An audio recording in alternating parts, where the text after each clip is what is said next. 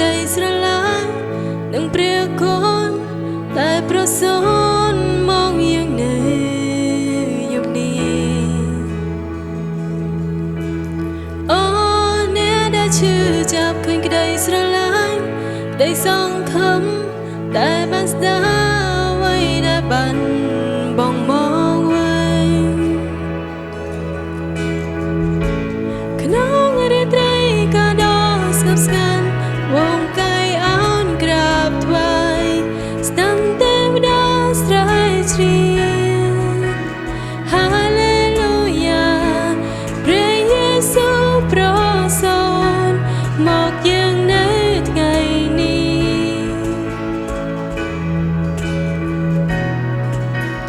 ក្ដីសង្ឃឹមមកដល់យើងហើយក្ដីស្លាប់រលន់បានពន្លឺមានសង្ឃឹមព្រោះទ្រង់គង់នៅដល់ភាពឈឺចាប់ប្រលួយ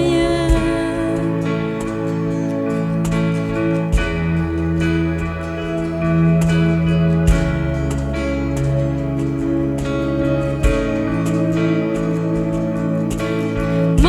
កនេះមានតងព្រួយឃើញក្ដីសុខសាន្តនឹងអំណរតែប្រសូនមកយ៉ាងនៅយប់នេះមកកូនប្រុសស្រីអើយចូលមានអំណរក្នុងព្រះអង្គបិណ្ឌក្នុងនាមត្រង់លោកានឹងមានសង្ឃឹមក្នុងរាត្រីក៏ដល់ស្ងប់ស្ងាត់វងកាយអោនក្រាបថ្វាយស្ដាំទេវតាស្រែកច្រៀងហាឡេលូយ៉ាព្រះយេស៊ូវប្រ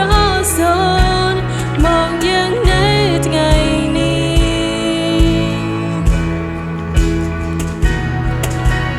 ក្ដីស